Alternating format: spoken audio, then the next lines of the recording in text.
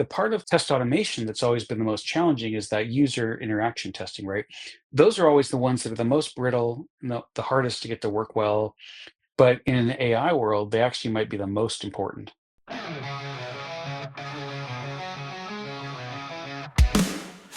to CTO, where tech meets the road, where CTOs share the tales and the comments. So start a few big names and their visions unfold. How many CTOs will share their stories untold?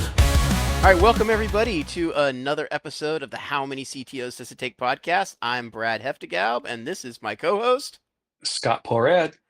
And Scott, today, what are we going to talk about today? I want to talk about QA and what are the gold standard? What is the gold standard for QA, quality assurance, as part of web apps? And honestly, I kind of want to pick your brain a little bit about this, Scott, because I have realized as I've looked over the last decade or so of my career, I've never really felt like I've gotten it right.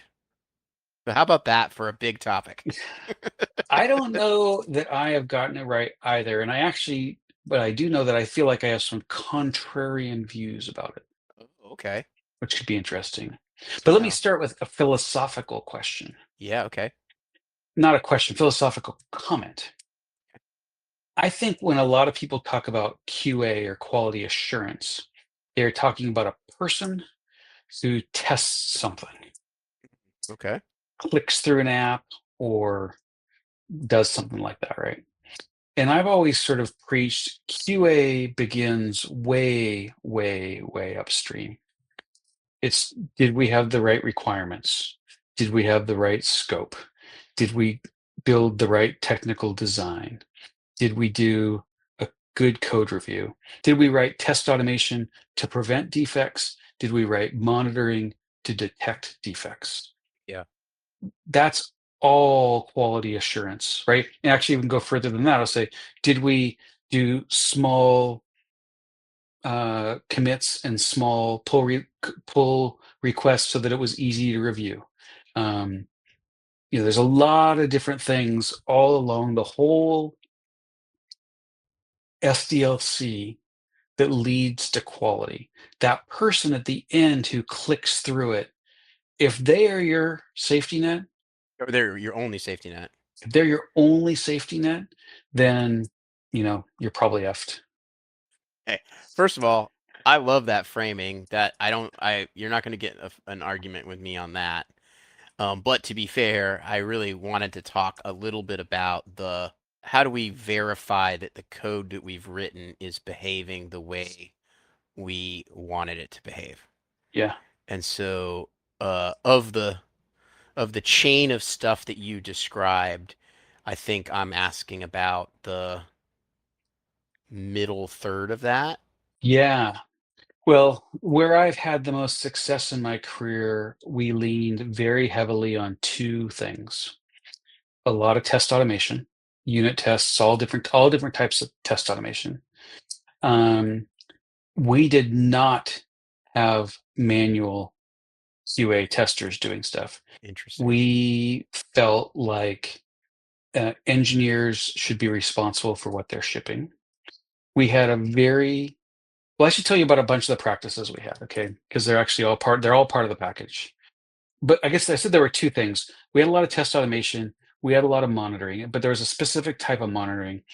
Often people monitor for when things go wrong. You can also monitor for when things go right, and log when things go right, and then set up monitors and say, hey, the thing that's supposed to be going right isn't going right anymore, right? And I think that's a different mindset about monitoring, that can result in like better detection of problems. So, and I'll dig into that for a second.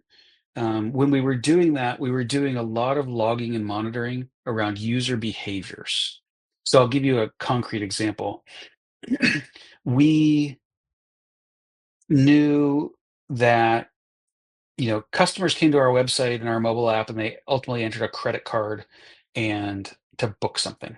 And so we started logging how often credit cards got added, and then we put that into Datadog, and I can't remember exactly how we did it, but I actually can't remember. I'll come back to that in a minute.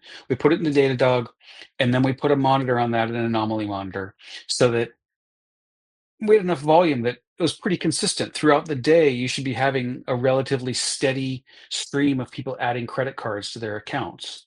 I mean, it's going to be lower on Christmas Day than it's going to be on, Black Friday or whatever, but it is you're going to be able to monitor that and put an anomaly detection on it. So if you ship a bug where all of a sudden we broke credit cards, you're not seeing the user behavior. Like something that's tracking our user behavior has changed. And I actually remember how we implemented that. I don't remember the details, but it was roughly something like we had everything that inherited from some sort of base object. And on the save method of that object, we just put logging in. So we were actually logging the save of every object. And if you think the save of every object is effectively a user behavior, somebody did something that needed to be recorded, right? They added an item to their cart, they added a credit card, whatever it was. And so that became a very powerful tool for us to help detect problems that were happening.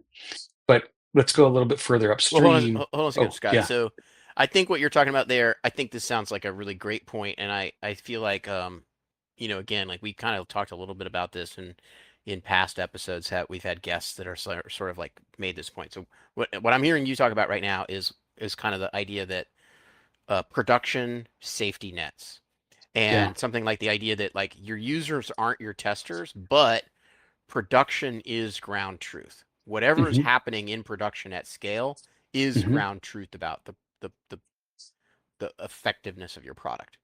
Yeah. And so this term of RUM, or real user monitoring and Hmm. tracing, the idea of like using your telemetry, whether it's open telemetry or Datadog or whatever you said, and it's capturing everything that's happening, and you should be able to say in a steady state, you know, 100, like 100% of transactions end with the shopping cart ended, or whatever. And so then if that all of a sudden changes, something has gone wrong. Yes. I learned some, the book Anna Karenina. Yeah. I mean, I don't have it memorized, but Do you know the first line of that book? uh, It's a famous first line. It said, "All happy families are alike. Every unhappy family is unhappy in its own way." yeah. Okay. And so apply that to technology. It's often easier to verify that something's happening correctly than it is to, because things go wrong in all sorts of unexpected ways. That's why it's going wrong, right? So, but it's you can understand the pattern of a correct thing more easily, and so it's often better to try and look at the things that are going well and eliminate them, and then you got all the leftovers, and say, are there problems here or not? So I like that idea a lot, and I think that there's value in that, and I agree that that's part of the kind of like the best practices quality Hmm. guide, right? Hmm. Um, but I guess one of the things that and maybe this will go back to an episode we've talked about in the past about this notion of tech debt versus product debt. But one of the things that I wonder about with quality is you started with, are our requirements really well documented? And so if you have high quality requirements and you have high quality descriptions of what you want the behavior to be, Hmm. then downstream you can check against that, like acceptance criteria, Yep. etc. Yeah. But what if you don't have high quality requirements, or you've lost your requirements into the ages of product debt or something like that, That's a good question. Like early on in a lot of ventures, you kind of don't know what's going to work, right? You're kind of doing experimental stuff, you're throwing stuff against the wall, you're trying to see if it works. Like I don't like what if I don't really know what the expected behavior is, or I'm not good at describing the expected behavior. So one of the earliest bugs that gets reported is, oh, the product team says, oh, that didn't act the way I thought it was going to act. And you're like, well, but you know, the spec was silent on this issue. You're describing a thing that was not covered in your acceptance criteria. Well, yeah, I mean, I learned a phrase a long time ago, which I haven't used in a long time, but it comes to mind as a spec bug. That was a bug in the spec. Yeah. I used to always say, I used to always say the spec is silent on that issue. The spec Yeah. didn't say anything about that. If you don't say it in the spec, you've left it up to the whims of the developer. Well, okay, so to answer your question, I mean, that's a tough one, but I think there's a couple quality steps that I didn't talk about earlier that I think are useful in this case. One of them definitely is the sprint demo, or at least just a demo before you release it, like just showing it to the whoever requested it. Like, this is what we built. Is this what you wanted? I mean, that's what Scrum and Agile always said, right? Lots of people, I think we've talked about this here, how you can set up different, temporal thermal environments for different builds. Like, even they give the request, hey, wait, I made your change. I put it in this environment for you. Go experiment with it. Um, I worked at companies where product management owned QA. The Yeah. point of view was, hey, By the way, I support that idea a lot. That's yeah, that's a that's a really interesting configuration, which create a full loop, right? We're going to tell you what we want. You're going to do it. We're going to verify that it was done the way we wanted it done, right? And they own that QA process. So I think those three things, right? Showing the work, actually doing a demo before you, or incremental demos along the way, but doing a demo before you release it can surface a lot of those things where there's silence. I think is really effective for surfacing silence. It's also good at surfacing silence, not just when it doesn't work right, but when the engineer's trying to build the thing to show it. It's like, well, you guys didn't say what you wanted me to do here, so I need to be clear about that. Yeah, and having minimum having the stakeholder review it themselves, potentially having QA be part of that stakeholder team, I think are all key things to do. yeah, I had we just literally just had a example of that sort of thing happen on with sprints on one of the projects, in the project I spend almost all my time on, and the product team basically described a drag and drop feature for some component, but these components have some interesting behavior where they kind of toggle between different states, and it's like they didn't really say what to do if you dragged something and then toggled it, right? And the developers at the time were like, "Wait, I feel like we're not describing the whole thing here." And, you know, Hmm. and I encouraged them and kind of got the product team agreement to say, "Yeah, go ahead and code what we've said here and let us play with it. And if it's, and we'll know whether we've missed something once we can play with it." Right. And it became super obvious in this little sprint demo, like, "Oh yeah, you're right. We have a big gap in what this is. And you coded it. You coded what we asked for. And yeah, let's not ship that. It doesn't work well enough for us to ship."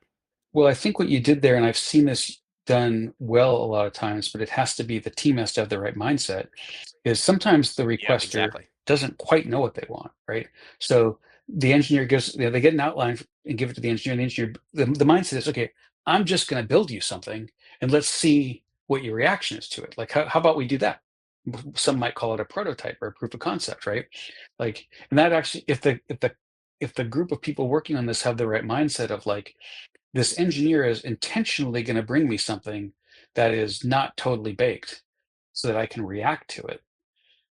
That can be a very good technique. In fact, I've started in many aspects of my professional life to embrace that approach of getting a first draft out, a rough first draft out early, often which has bold choices in it, simply to elicit reactions. Like, I think I know what you want from me, but I don't really know. So I'm just going to get this in front of you, and I'm going to give some provocative things in there so that I can actually get out of you Yeah. what you want. And you can do that with code too. Yeah. Brad, there's something I have to come back to. I talked about the monitoring and how that was so important. I really need to talk about the core of, I would say, the QA process. That the monitoring was the tail end. We required what I would call then an implementation plan, or some people call a technical design doc. The thoroughness of how that should be written was varied based on what was building. Sometimes you just wrote it in the ticket, but the thing that we required is that it was peer reviewed. Somebody else, you at least turned to your neighbor and said, "Hey, Brad, I'm thinking of doing this thing. This is how I'm thinking of doing it. Do you think that's the right way to do it?" And the more complex it was, we had a checklist for all these things of like, the more things you checked on this checklist, the more people you should get involved, the more writing you should do. But that was a key part of quality, is just have a conversation with another human up front about what you're planning on doing. It's kind of like a flavor of rubber duck debugging, which is just saying it out loud, just putting it on paper has a qualitative effect of like what's being missed, and just talking to another person. And You and that's a great point about like baking in quality early on. And there's other parts of that too that I'm assuming were also part of your SDLC, like code reviews and post implementation reviews. That's another great opportunity for sort of quality gates. Well, let's talk about those two things, because code review was a really big part for us. We relied very heavily on code review, as good as I've seen it anywhere, and I have never been able to get the culture as strong at any other place I've worked, which is because at this company we did not have manual QA testers at the end. The engineers knew they were responsible for their own stuff. They also knew when they were doing a code review for their peers, like it wasn't just like I'm going to skim it and make sure it worked. We had a cultural expectation. You will put this branch on your machine and execute it, right? You will That's the not code just review go as the code reviewer. as the code reviewer, you will run Yeah. this, right? And you will just trying to get it to build on your own machine is a big piece of QA, right? And so that was an important cultural piece. And that itself made a huge difference in QA. And then you brought up something else. What was the other thing you said about post implementation something? Well, it was like a post implementation review, not just a code review, like I'm reading the code, but like, okay, yeah, really walk me through this. What was your implementation? So I had an Gotcha. implementation I planned. Yeah. Then I had an implementation I actually implemented. It probably varied. Yes. It probably had some variance from the plan. And Yeah. then I have the code that manifests the implementation, right? Yeah. I want to take a tangent for a sec, because we cannot do an episode without talking about I was AI, just although we have done it in the I was past. just about to say something I, about this. There's so this I'm this s- I'm starting to get into this. We talk about pair programming. I'm starting to get into this thing, pair code reviews, because in a world where AI is maybe writing more and more of the code, and you still have to get your lesser experienced developers to be more experienced developers. I think the way to do that is pair code reviews. I like that.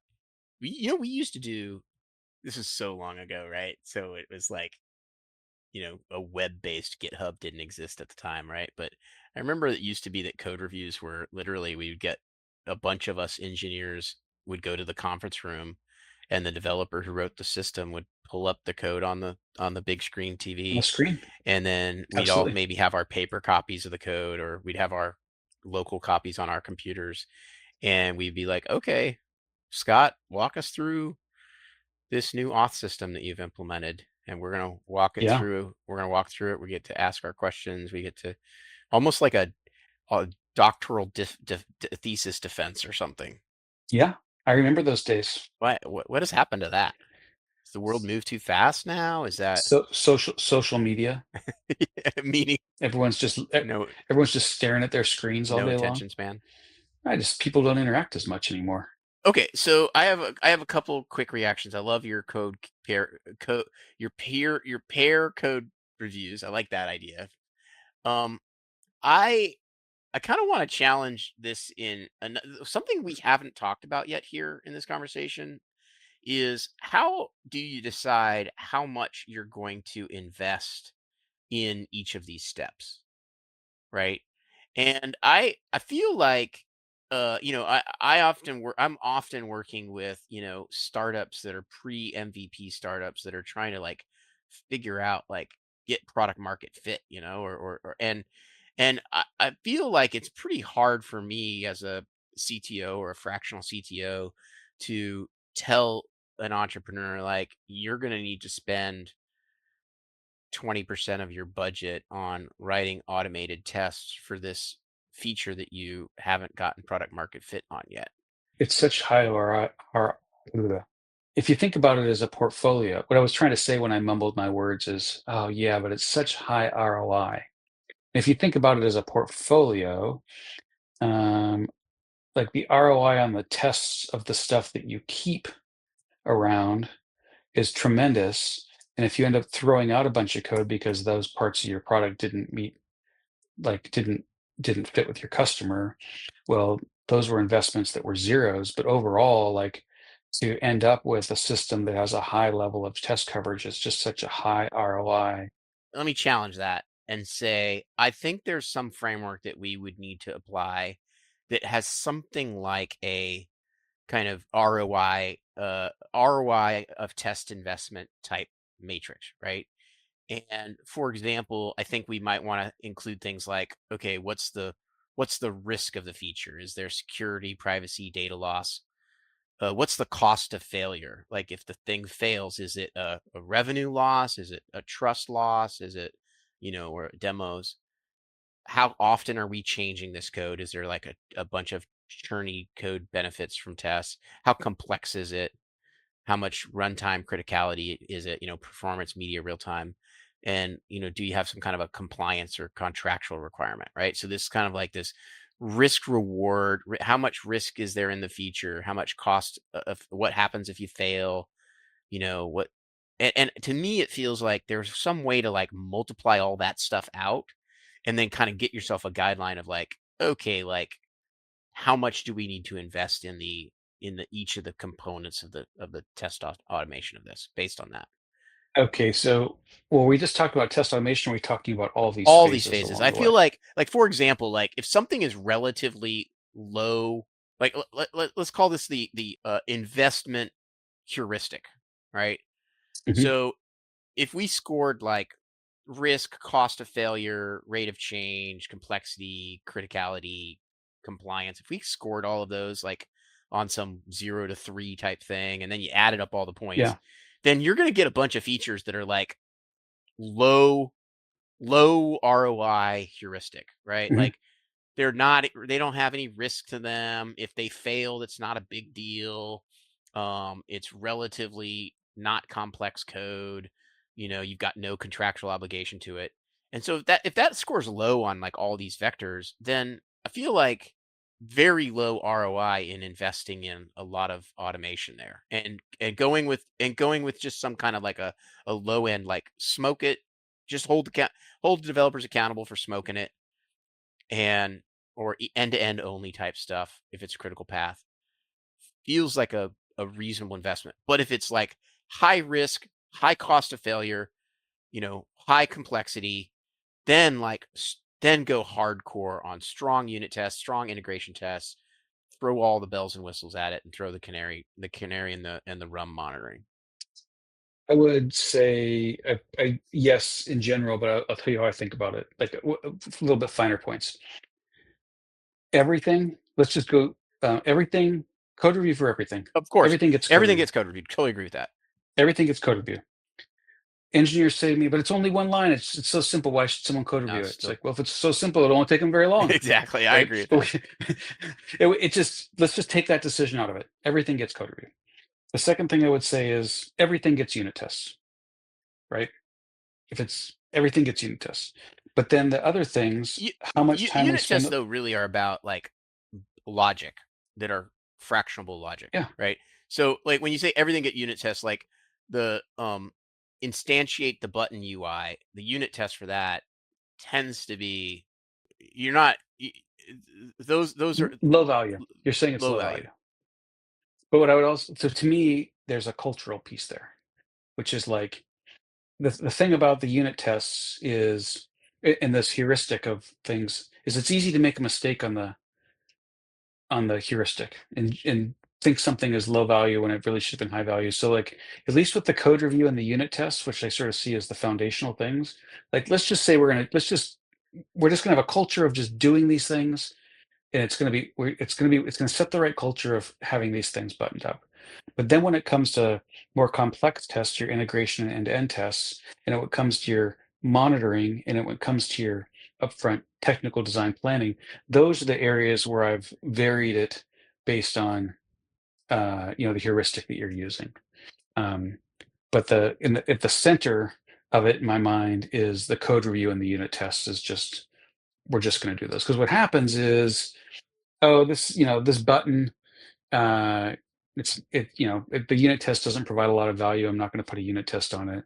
But then somehow one way or the other, someone breaks buttons, and no buttons don't Do work you anymore, also right? include in your everything has to have a unit test? Do you have some kind of a code coverage, branch coverage requirement as well? Like must have 100% coverage, must have 80% coverage? What?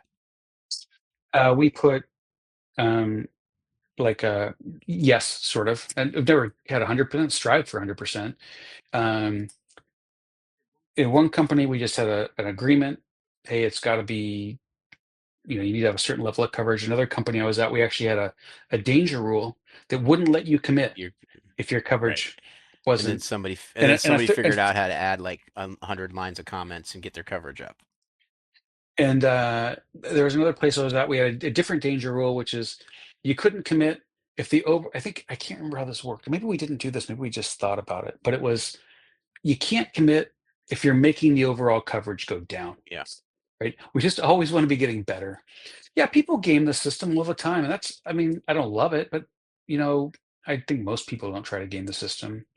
But I think what I was really trying to do with code reviews and unit test coverage was just set a foundational culture of like, these are two things where if we do them right, can really save our bacon frequently. And let's just take the decision making out of it, because the decision it's clear when you don't need the tests, and it's clear when you do need the tests. It's the gray zone in between where you make the Yeah. mistakes. So let's just eliminate the gray zone by just saying we're going to do everything. Yeah. Okay. So you sort of hinted to the question of AI and in the case of like let's start doing pair code reviews of AI so we can teach young developers how to read code and understand code. I love that idea. Well, let me ask this other AI question. With the trend towards vibe coding, I'm skeptical. I am skeptical that the vibe coding out there. I feel like it's making every possible wrong choice in your quality chain of quality, right? Like lack of clear specificity of what the behavior is, lack of lack of a design, plan up front, lack of a review of that, like, what and didn't you recently have a story with you were asking me, right? You sent me this text message about, hey, my AI code pilot wrote a bunch of unit tests, but it's not running them. What do I tell it to? How do I tell it to run the unit tests it wrote? Well, it's funny. I did text you that recently, and it turns out that some configuration got messed up, and so that wasn't the only problem I had. It wouldn't do anything to my code. Oh man. It wouldn't even change it. There was some setting somewhere I couldn't find it. I actually had to uninstall this thing and reinstall it. There was some setting somewhere I must have twiddled with that, you know, like safe mode, which is like, okay, well, we'll tell you what to do, but we're not going to I do it see. to your code, right? And I couldn't turn it off. But all of this talk, the instant you mentioned AI, it made me think Yeah. something. It's that final sort of end-to-end test, which is becoming the most important. Because it's like you've mentioned many times the ephemeral app. People aren't going to buy apps anymore. They're just going to say, AI, make me this app that does this thing, right?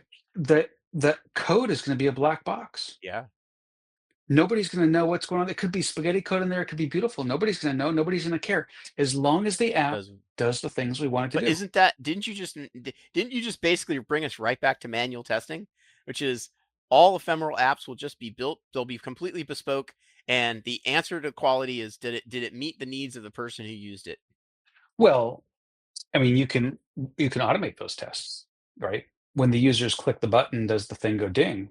Yeah. But you don't need to know if the code underneath there, you don't need to code review that. You don't need to have unit tests on that. You don't need to know if it's any good. The data could all be stored in one giant, all your data could be in one text file that's stuffed into one Right. field in one database or whatever. It could be crazy sauce. Right. But hey, I pushed the button, it went ding. Yeah. The database is So I literally guess it just in a works. giant string in the JS file of the main.js. Yeah. Yeah. It's not the craziest thing in the world. Yeah. It probably is the craziest I'm thing in the sure world. that worse code has been written. Somebody might actually write an ETL job to copy usernames and passwords from one database to another. You never know. You never know. But this is making me think the part of testing that has always been the most challenging, test automation that's always been the most challenging, is that user interaction Yeah. testing, right? Selenium, Yep. those kinds of, I don't know, Yeah. there's different tools now. Is it Cypress, I Cypress think, and is one that's Selenium. out Yeah. there? I haven't been up to those are always the ones that are the most brittle, the hardest to get to work well, and engineers hate them the most. But in an AI world, they actually might be the most I important, agree. I agree. which is pretty interesting. All right, so basically, Okay, wait, there's one other so you're gonna go, so basically there's one other thought I have to put out okay, there about the AI world. okay, I've thought about this a little bit, but I haven't really formed any concrete thoughts. I'd love yours. What's the role of test-driven development in an AI world? Or it's getting closer actually to the Gherkin stuff, the requirements, the BDD, yeah, the what is BDD? Uh, whatever, the requirement-driven development. It's getting closer to that yeah. stuff. I mean, look, I mean, all of the AI agent code that I'm writing these days, I do try to tell it like from day one, like, hey, I'm gonna want you to have unit tests for everything. I'm gonna want you to make Cypress or Selenium end-to-end tests. And as we go through each of these steps, Mr. AI agent, like get to the end point, and I want unit tests that test the expected outcome of the step. And so I to your point about your chain of quality, like, yeah, absolutely. It's way easier for me to write unit tests for everything. The AIs are quite good at that. And I can even throw it, like I can run a coverage report and say, hey, your unit tests only had 75% coverage, and I noticed that it's missing all of these branches from this code that you wrote. Can you please go write your unit tests that will test those corner cases as well? And it's usually pretty darn good at getting those. The only times that it will tend to like have to work extra hard or fail to do it is if you've got like some kind of defensive coding that's like, you know, gracefully handling null pointers or something like that. And you just, there's no version of you, it's like the code paths are almost unexecutable or something like that. And Yeah. You've provoked thoughts in my head. You're making me be thoughtful about something you've pointed out a few times, the upstream stuff, and that the vibe coding is making the upstream stuff like get fuzzier because you're just talking to your computer. But it actually makes me think that's in terms of quality, like that's more important. Recently I mentioned to you, I can't remember if I mentioned it on the podcast or not, that I had seen these posts about people doing prompt engineering with yeah, JSON. yeah, you and I talked a little about that, I think, recently. And I was thinking about that, and I'm wondering if you agree with this. I thought, well, I think the reason this worked better is actually that JSON is just helping people structure their thoughts more I agree with clearly. that. If people actually wrote as clearly as the JSON is driving them to write, plain text might be fine, but people just get there and do sloppy stuff in their words, and the computer doesn't know what to do. I was gonna say, like, another quick little mini story here that I recently had a pair AI programming session with one of my junior engineers where he was working on a bug, and he was struggling to work on it. And I said, hey, why don't we get together and we'll just sit down and do some pair programming together on this. And I focused a lot on the how are you prompting the AI to help solve this problem. And Hmm. there was a couple things that I took away from it. One thing that was really cool was he and I kind of like prepped ahead of time. Like I knew the bug. I grabbed his copy of the code base. I went and threw some prompts at it and watched the AI come up with answers. And so I kind of had my own kind of what I thought it was going to be good at. And he did some really cool stuff where he actually I was super happy to see this. He ran the code. He ran two different versions of the code. He had like the develop branch, so he knew like the main code base. He had his local build. He was inspecting it in Chrome, and this was something like a rendering type issue. So he was like inspecting the two different objects in the Chrome DOM to see like why is this the Tailwind CSS class not being applied correctly. So it was like he did some really good rep debugging that I thought was great, and I kind of said, hey, good job, buddy. But when he prompted the AI, he didn't he didn't basically give it a bunch of context, right? So he didn't say this code works, the old code works. I changed the following. When I changed the following, the bug got introduced. He didn't give it the context of the other stuff he changed. And I kind of was like, hey, why don't you try that? Why don't you try telling it what you changed? That's going to give the AI a better clue about where the possible interactions were happening. and it was night and day the difference in the AI's results. Like without that context, the AI just threw up some completely random ideas that were completely wrong. How did he tell the AI what he changed? Like, did he give it a diff? Like, here's my diff, or did he just say in words like, "This is what I did"? In this particular case, he said it was something like this was drag and drop related. So it was like an object that didn't used to be draggable that he was making draggable. So simply saying like this object used to not be draggable. I started using the draggable action. So like that was Hmm. enough context for it to That was that was enough. enough. Fascinating. That being said, I have definitely given it prompts like my branch is Brad's feature X branch. It has this following bug. The develop branch has this following bug.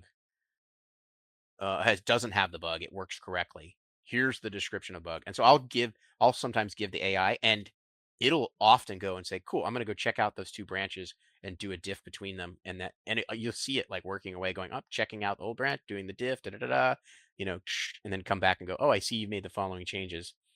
Here's where the problem is. So I feel like, the reason I mentioned this only because of your JSON point, like, I think that's a really good point that like, if you had I'm doing a bug fix and the prompt is, I'm going to make sure when you do the prompt for bug fix, always give it the Hmm. context of the branch you're on. Where does the bug not happen? Where does the bug happen? Hmm. What was the change you were making when the bug started to happen, etc. Can I leave you with an anecdote today? Yeah. Have you seen the video going around the internet of the school teacher making the peanut butter and jelly sandwiches? I I have not, but my immediate brain starts to picture what the joke is going to be about this. It's not a joke. I mean, uh, this is an elementary school teacher. You don't see the kids in the video. You only see the teacher, but you hear the kids.